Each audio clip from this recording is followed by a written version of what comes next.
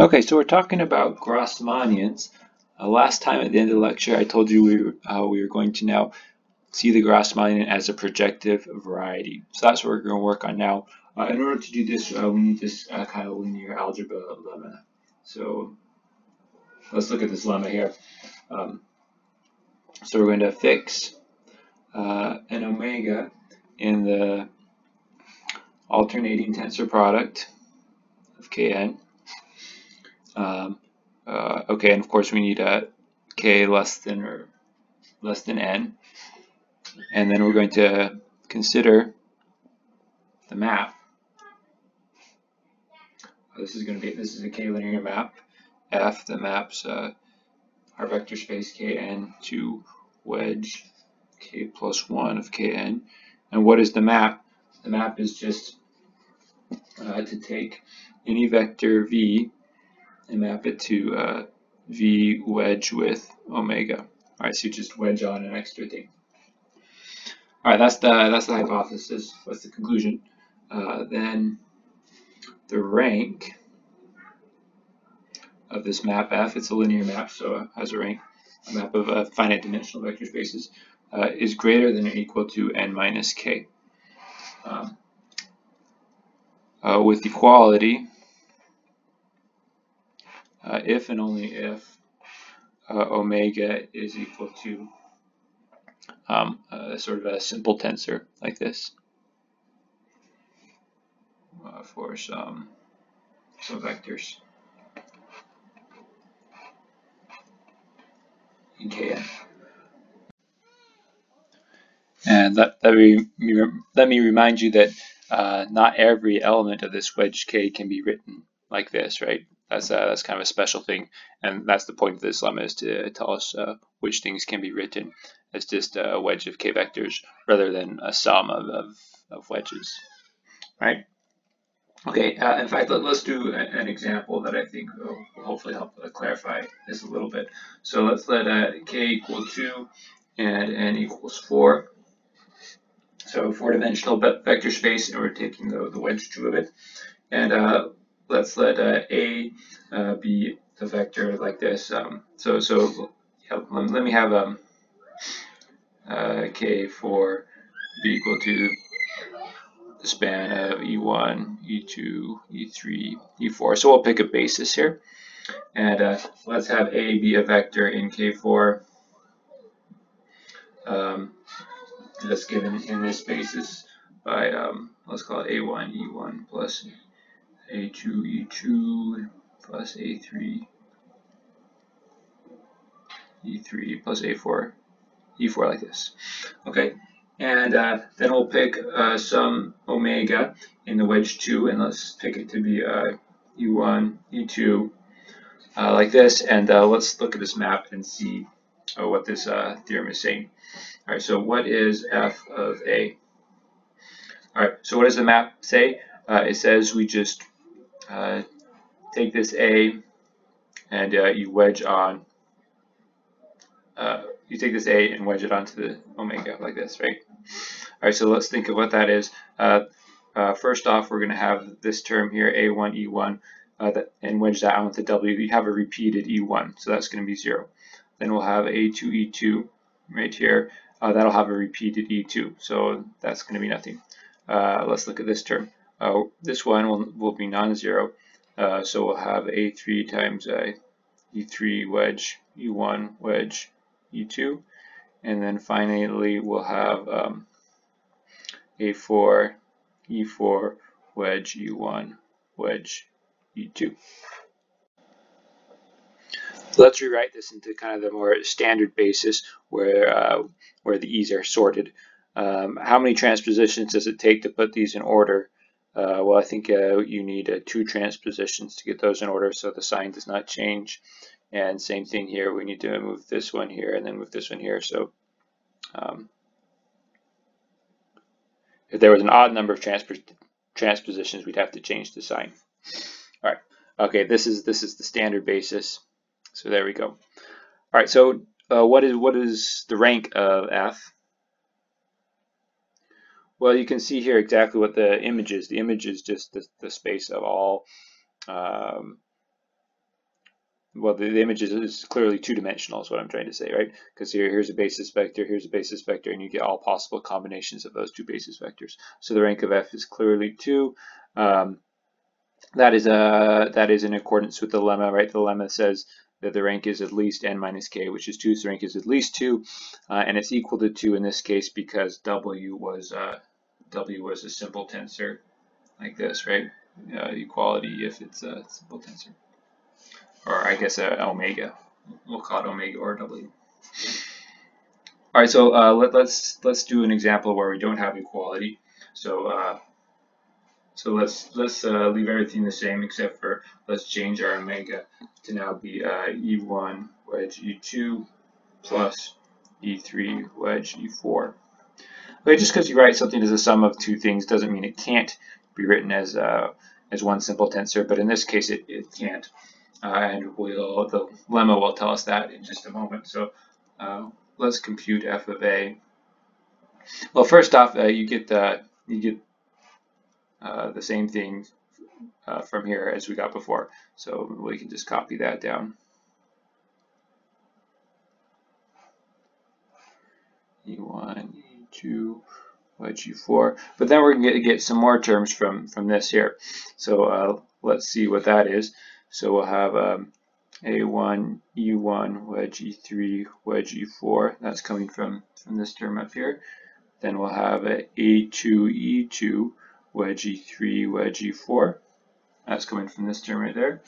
And then if we try to do these terms here, we're going to get 0 because we'll have a repeated vector. We'll have the E3 is repeated and the E4 is repeated. So that's it. All right, so we get this. And now if you want to put these in the standard basis, well, these are already sorted, right? This one's already in the right order, and this one's already in the right order. So I guess we're okay. So now what is the rank of f?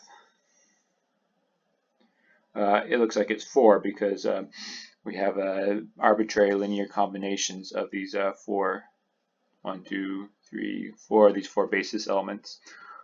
So the image is dimension 4. Okay, that's fine with this lemma because the rank is bigger than 2, and now we know this lemma is telling us now that this omega that we picked here, this omega here, cannot be written as a simple tensor here, a simple wedge. The only way to write it is as a sum of 2 or more things. Okay, and before we do the proof, let me just make one more comment. So the reason this lemma is interesting is because these simple wedges are exactly the sort of things that are in the image of the Plücker map, right? That's exactly what they are. We want to find out whether these things are closed subset. So this lemma is going to let us do that. We'll talk about that in a minute, but let's first do the proof. So proof. So let's let V1 through VR be a basis for the kernel. Okay, and we're trying to prove something about the dimension of the kernel. Okay, and we can extend the basis to a basis of the whole space.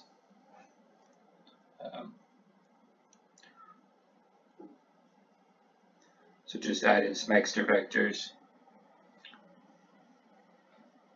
to get a basis of Kn. All right, then we can write omega in terms of the sort of standard basis that we looked at last time. So the standard basis is you take some indices, k indices, and you sort them in order, and then you use the wedge products of the basis elements. Okay, and then we'll have some maybe I'll just write I here, the capital I. The I is equal to the the sequence values of the i's. Okay, so these are just the coefficients of omega written in this standard basis for the alternating tensor product. For I from 1 to r, we know that vi wedge omega is 0, right? Because these are things that are in the kernel, so that's exactly what it means to be in the kernel. And so we can write this out. It'll be ai vi wedge, and now we go to the I1s, I1 through ik. All right, so the sum over all these things here. Okay, so now let's note that the following. So these wedge products that are appearing here, there's two cases. They're equal to 0 if I is one of these. So maybe I can write it like this. If I is in the index set I, right? If it's one of these I1 through IKs, and otherwise it's a basis element, right? Element.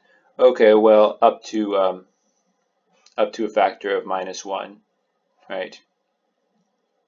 To some sign, right? So up to a sign,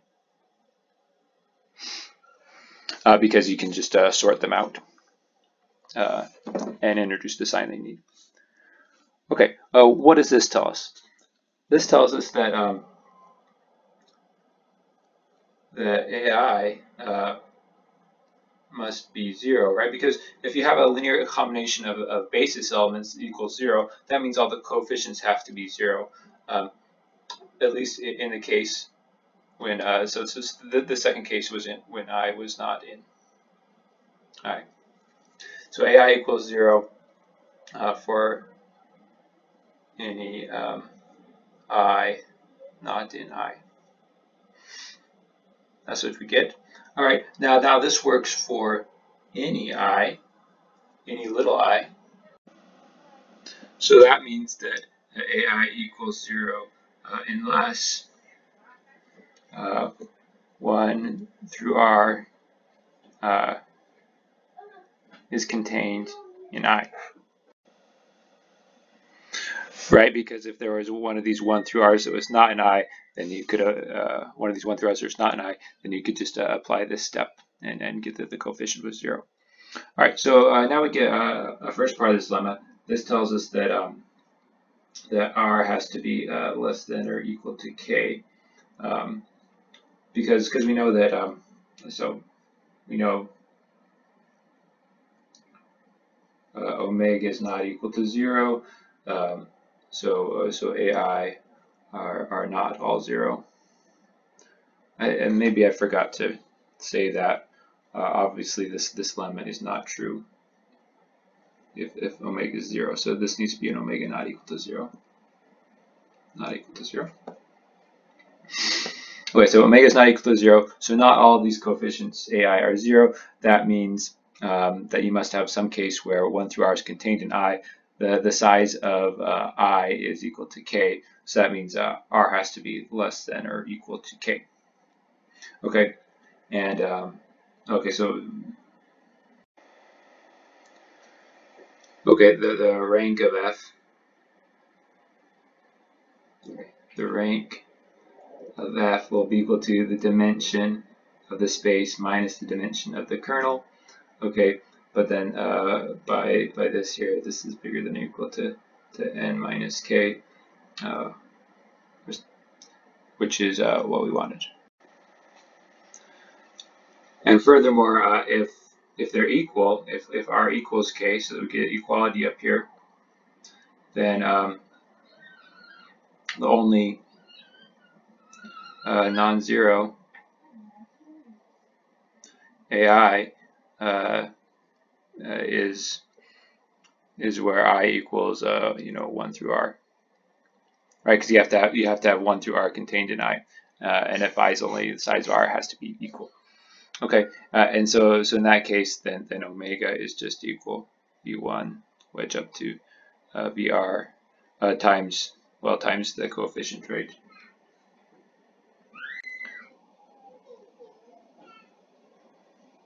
Okay, and that's what we wanted. Now we shown that omega is a simple tensor. Okay, let's do the other direction. So assume omega is a simple tensor. Let's say W1, a wedge up to WK. Then, okay, and of course these W's here have to be independent because omega is non-zero. We know some things are in the kernel, right? W1 through WK are in the kernel of f, because f is just to wedge these on here, and then you'd have a repeated vector when you get 0. All right, so that means that the dimension of the kernel is bigger than or equal to k, because we found k independent vectors in the kernel, and that tells me that the rank is less than or equal to, the rank of f is less than or equal to n minus k. Okay, but we already knew from up here that in general the rank is bigger than or equal to n minus k, so that gives us equality.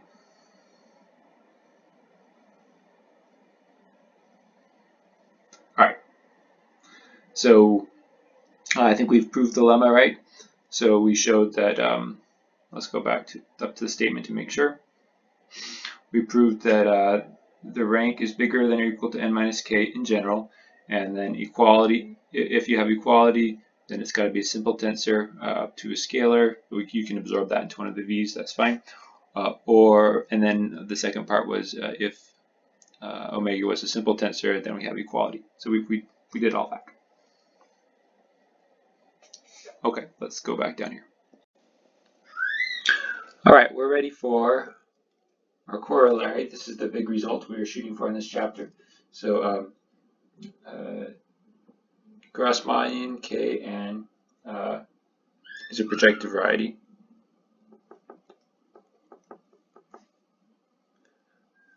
Okay, that's the summary of the corollary. The precise statement is with the Plücker embedding,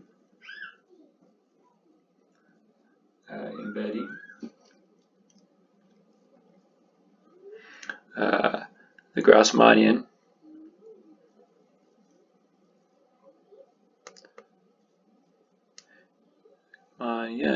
is a closed subset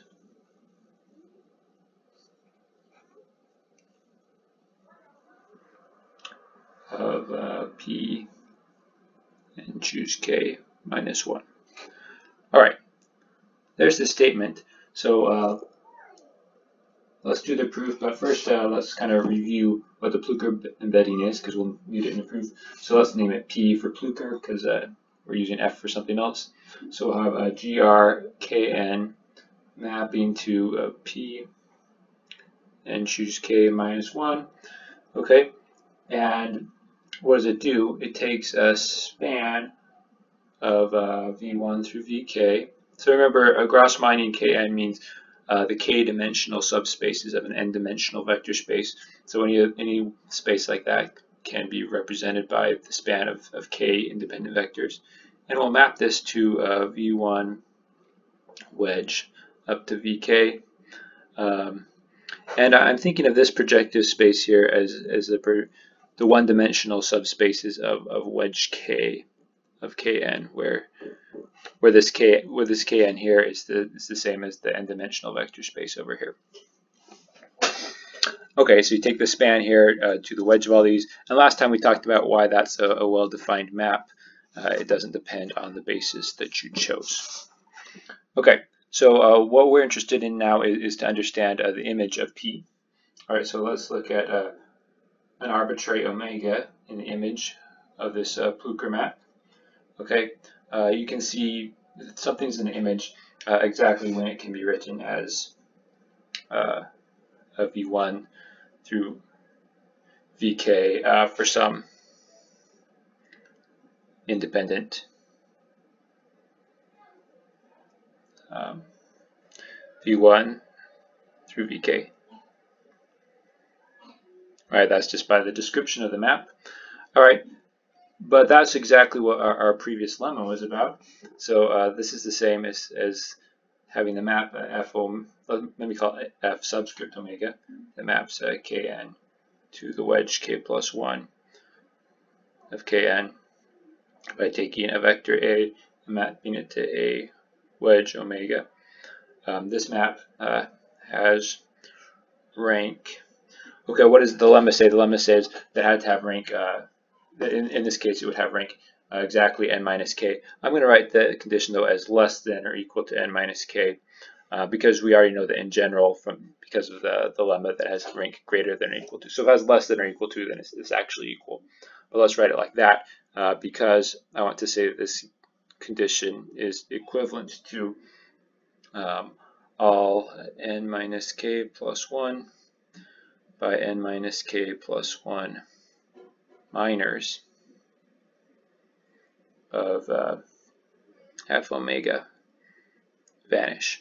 All right, so we're assuming we've picked a basis for kn, then we have a natural basis for the wedge product here.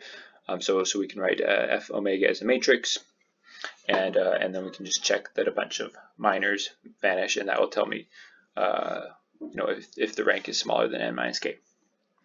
Okay, now here's the observation we should make now. The matrix for fw has entries that are polynomials in the coordinates of line of omega.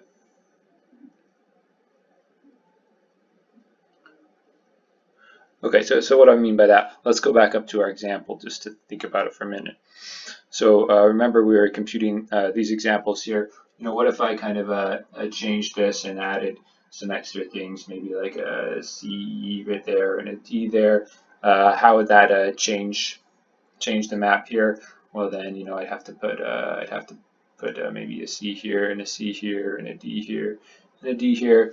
Okay, and the matrix for f is just basically going to have these entries here in the correct spot, right? So if you kind of pick different omegas and change them, the entries of the matrix are just going to show up here. It's going to be polynomial. In fact, it looks like it's going to be linear even, right? There'll just be some linear functions of these, and you just have to put them in the right spot in the matrix. Okay, so there we go. Okay, so that you take these entries and then you take minors of them, and when you take the minors, these determinants, you're still going to have polynomials. So that tells me that the conditions for omega to be an image of the Plücker embedding are given by the vanishing of polynomials.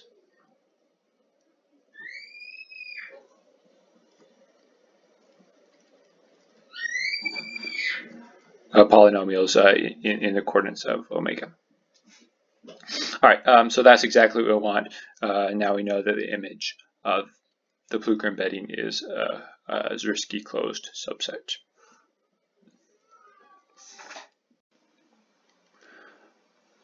Okay, let's make a little remark here, kind of an example. So if we look at the Grassmannian of two-dimensional subspaces of a four-dimensional space, that should map into P5. You can check that dimension if you want. And if we look back at the proof to try and find the equations for the Grassmannian in P5, you'd be looking at K4 mapping to a wedge 3 of K4. This would be a four-dimensional space mapping to a four-dimensional space. So you need to look at the 3x3 minors of a 4x4 matrix. Okay, so there'd be 16 equations in P5 that would cut out, that would define the Grassmannian. Okay, but the remark here is I want to make is this is not efficient. In fact, you only need one equation.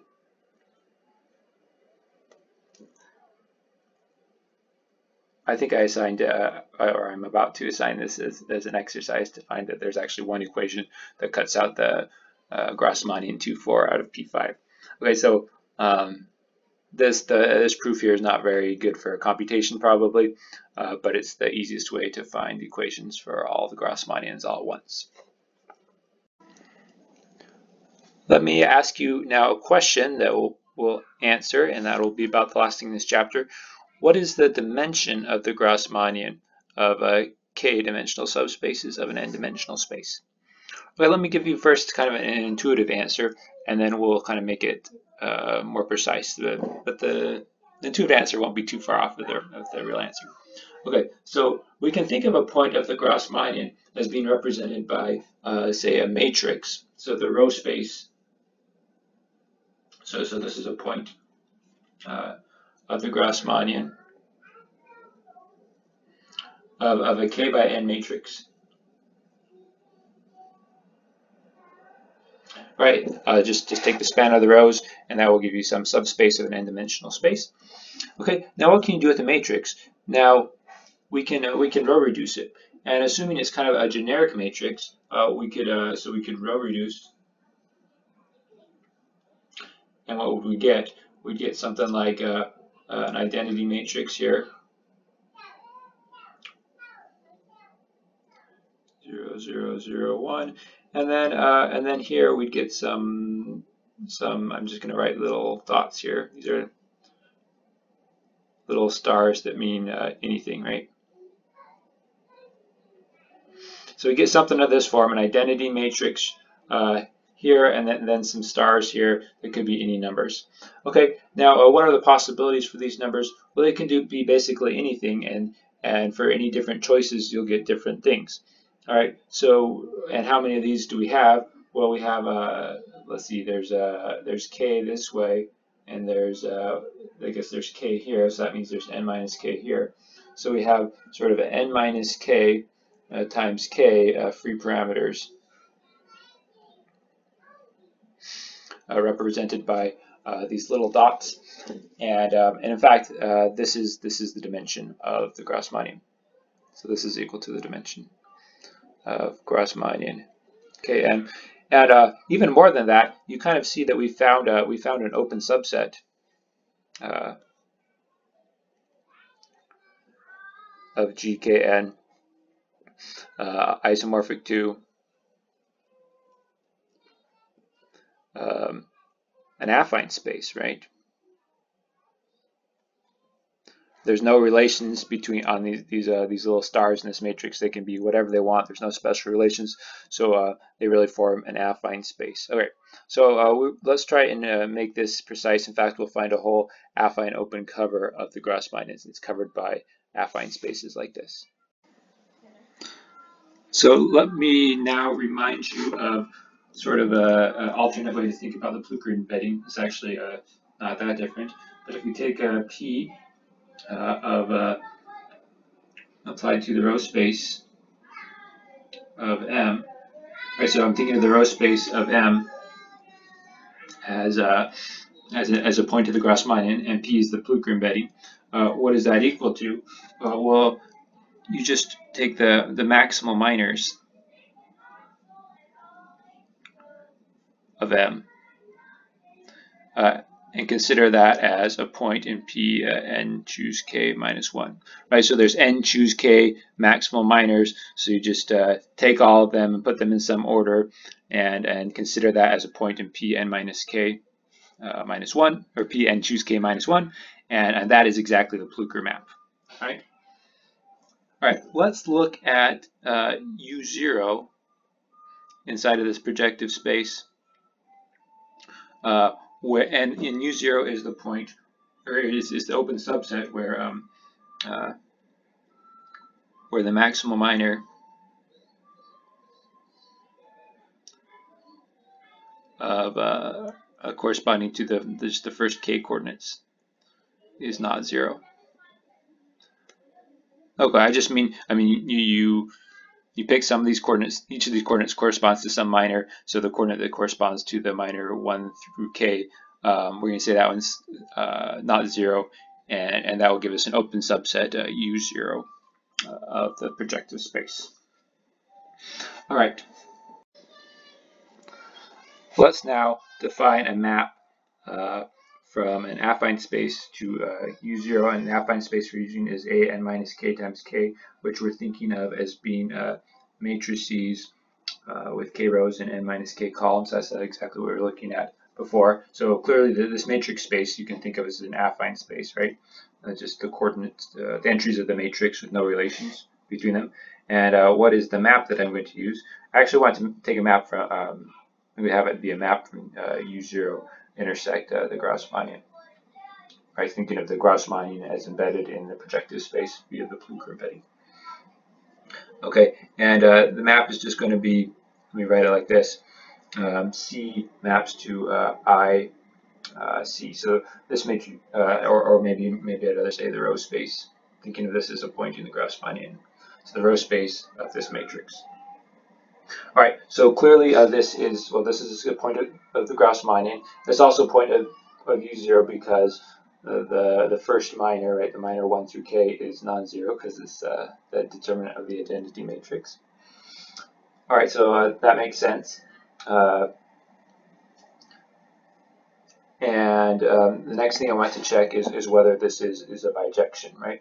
Well, first, I think it's clearly injective, right? Because if you pick a different C here and have a different C here, that will give you a completely different row space, right? This is by some kind of uniqueness of row reduction that you learned in linear algebra, right? If you row reduce, get to like a reduced echelon form, it's unique or something like that, right? And furthermore, it's surjective because any point in U0 intersect Grassmannian, that's some matrix where the first minor is non-singular. So if the minor of the first few columns is non-singular, and so then when you row reduce it, you're going to get the identity matrix here. Okay, so this is clearly a bijective map of sets. Not clearly, but if you think about it for just a minute. This is bijective. The question now that we have is whether it is a morphism. All right, well, let's name it F because we'll need to talk about the inverse in a minute. But we can see that F is a morphism because if we write the image in the coordinates, in the Pluker coordinates, so the maximal minors, right? Minors of this matrix here are polynomial in entries of C.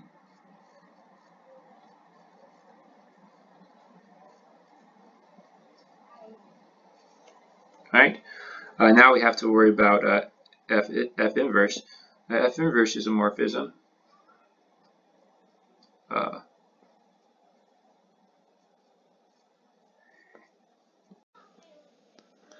Well, how does F inverse work?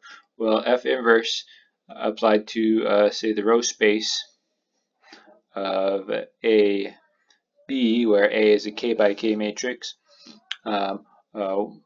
What do you do? Well, you just got to do kind of the row reduction here. So it'll just be, you row reduce it to I A inverse B, right? And that's the same row space. And then you just take off the identity. Okay, so that's how A inverse works. Now we can assume that A is invertible, right?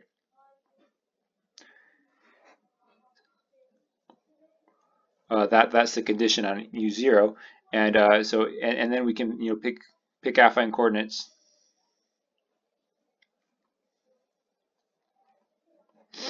So actually, the determinant of A is equal to 1, right? So I'm just picking coordinates so the maximal minor of the first thing is 1. So we've done that a lot of times before. And then what do we have to show? We have to show that the entries of A inverse B are polynomial in the maximal minors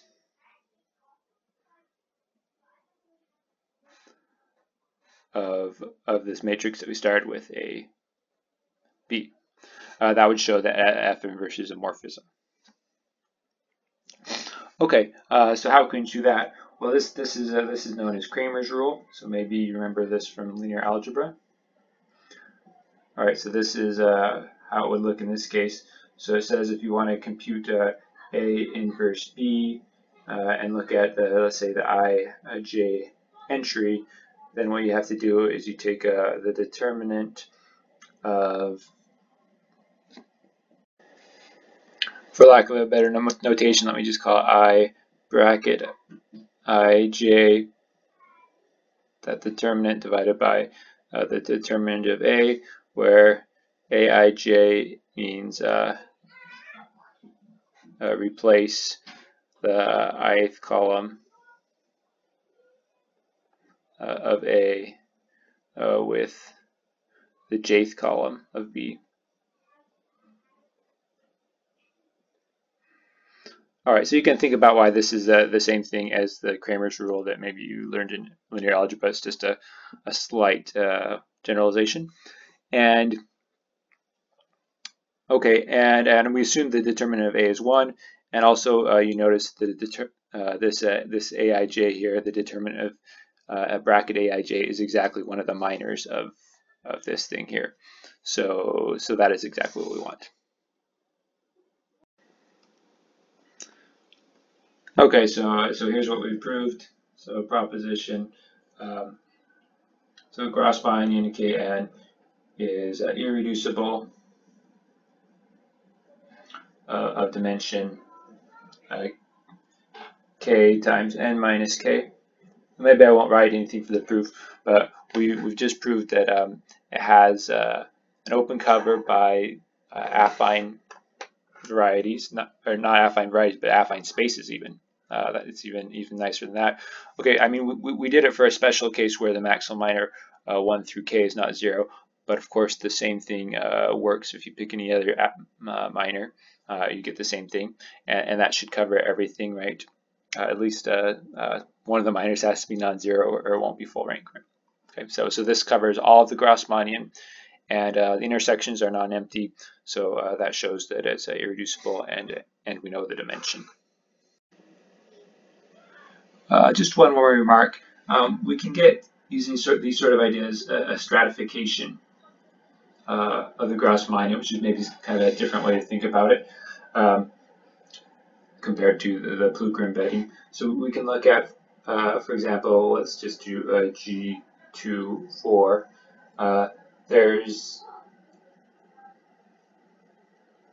the points that look like this, right? There, when you row reduce them, you get the identity here, and then you get this. This is one of the open sets we look at. This is dimension 4. But then there's the other sort of things you can get when you row reduce, right? So maybe I row reduced it and I instead got this. This will be some dimension 2 thing. But there's more possibilities, right? You could have something like this. This is just a single point. And I guess there's a couple other things too. Should we write them all down? 0, 0, 1, 0, 1. 2 free parameters here. So here's dimension 2. And then you have something like 0, 1, 0, 0.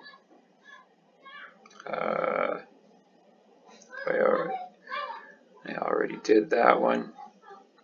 Star, star. All right, so this is a 0. This would be another dimension 2 thing, and I probably didn't write them all, but you can continue on this way, and you get some kind of a stratification of the Grassmannian. I believe these are called like Schubert cells. All right, so that's another way to think about it. Oh, we've already actually seen an example of this. For example, when we were looking at let's see, of P2 as being Grassmannian of 1, 3, right? We had things of the form 1 star star, and then there were things of the form 0 1 star, and then 0 0 1. So this was a stratification of P2 where we had an A2, and then we had A1 being the line at infinity, and then we had a single point being kind of the point at infinity of corresponding to this A1. Okay, so you can think about that a little bit. Okay, there's the last proposition of the chapter that says Kn is isomorphic to Gn minus Kn. All right. So the map is kind of the obvious map, right? So if you have L, let's say L is a subspace of V, where V is a or maybe let me call it Kn. L is a subset of Kn. Then we'll map that to L perpendicular, which just equals the set of all x, such that x, the pairing of x and y, equals 0 for all y in L. Okay, and this right here is just the dot product, right? The standard dot product after we've fixed a basis of Kn. Okay, so you can think about why that gives you the right dimension. And in fact, this is a morphism, an isomorphism of varieties. The textbook gives a little proof of that, but I think I won't write that down for you right now. But this is a good fact to know sometimes. Okay, I think that's it for Grassmannians, and we'll start with blow-ups in the next lecture.